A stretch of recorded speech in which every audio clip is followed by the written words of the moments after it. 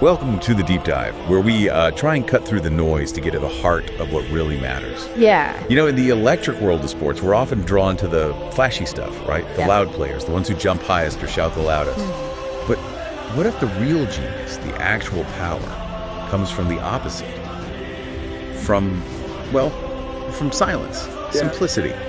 That kind of deep calm in all the chaos. That's exactly it. That's the fascinating sort of enigma we're unpacking today. We're diving deep into Toni Kroos. He's not just a great player, he represents a whole footballing philosophy, really. A philosophy, I like that. Yeah, he mastered control in, let's face it, one of the most chaotic games out there. Yeah. He created this beautiful rhythm, not with big flashy moves, but with this almost a serene kind of calm. Okay, so our mission today is to pull out the key insights from this narrative tribute we've looked at, focusing on this German midfield architect. Yeah. We'll trace the key moments, the things that defined his amazing career, and maybe most importantly, figure out what you can learn from his, let's call it, unique approach to excellence. Sounds good. Let's unpack that quiet mastery. So where does it begin? Well, Toni Kroos, born 1990, Greifswald, which was then East Germany.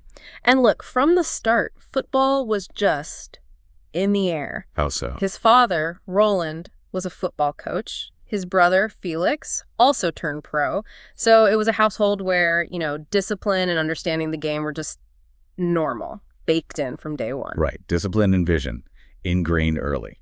Given that background, his dad a coach, brother a pro, how much of that unique approach, that discipline, do you reckon was just absorbed from the family versus something he, consciously built later on? That's a great question. I mean, the family environment definitely provided the foundation, right? The fertile ground. Sure. But our sources really stress his own sort of innate drive, too. He joined the Bayern Munich Academy as a teenager, and we got a tiny glimpse of the potential pretty early. At just 17, he makes his senior debut for Bayern. Became their youngest ever debutant at that point. Wow, 17. Yeah. But as the tribute rightly points out, it was still way too early to really know, just a hint. Okay, so that early debut, that glimpse, wasn't the full story. That sounds like a loan spell later on was really the making of him. Absolutely pivotal, yeah. In 2009, he went to Bayer Leverkusen, and that period, it just transformed him. How so? Transformed? Well, he didn't just play games, he properly grew. Confidence, awareness on the pitch, his authority, it all clicked. He became one of the sharpest football minds in the Bundesliga. Really? Sharper out. He was anticipating the game, the whole flow, not just reacting to the ball. That's a huge step, a critical insight, really, for anyone trying to master their own field. And the numbers back that up, right, from his Leverkusen time. Oh, yeah. The numbers definitely support it. During that loan, he scored 10 goals, provided 13 assists.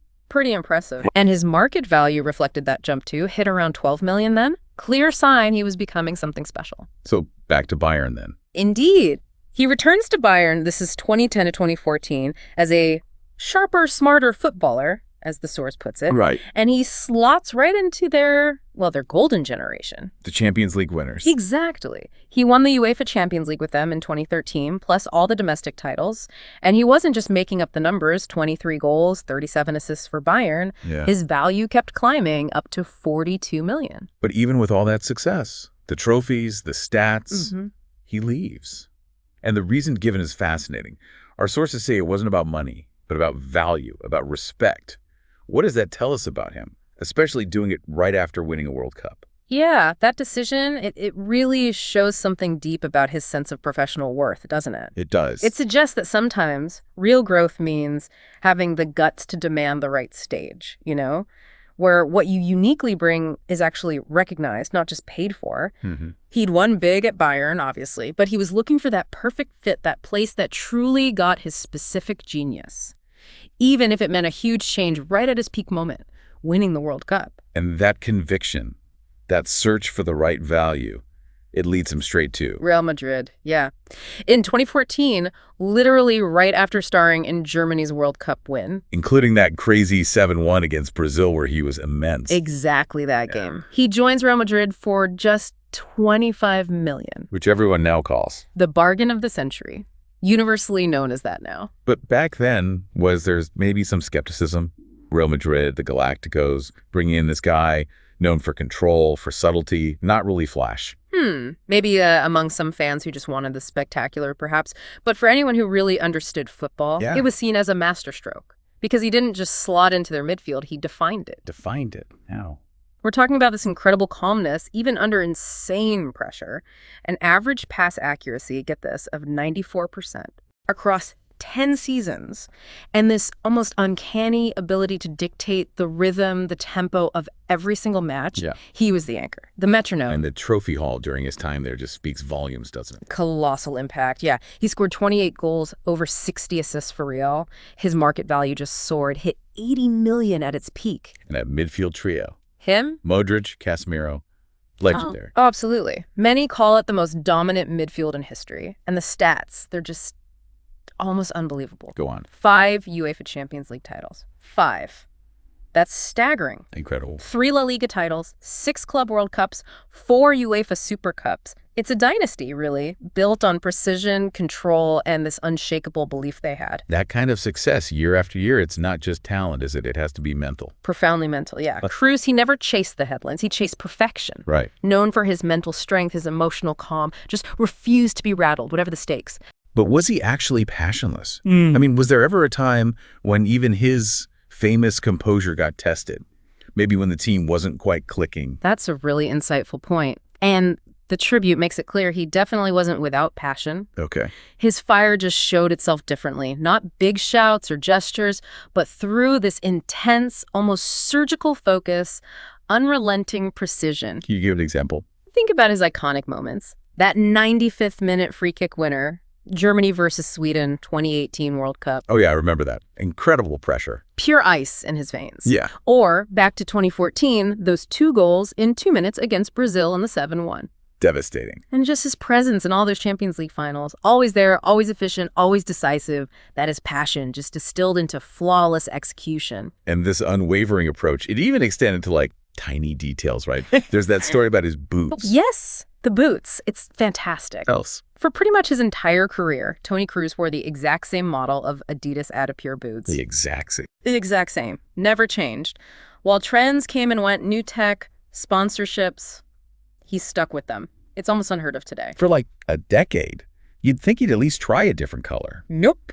It says so much, though, doesn't it? About focus, consistency over flash, loyalty to what works for him, his craft. Exactly. Clean. Classic. Reliable. That's the boots. And that's his game. Perfectly put. Which kind of leads us nicely to his farewell.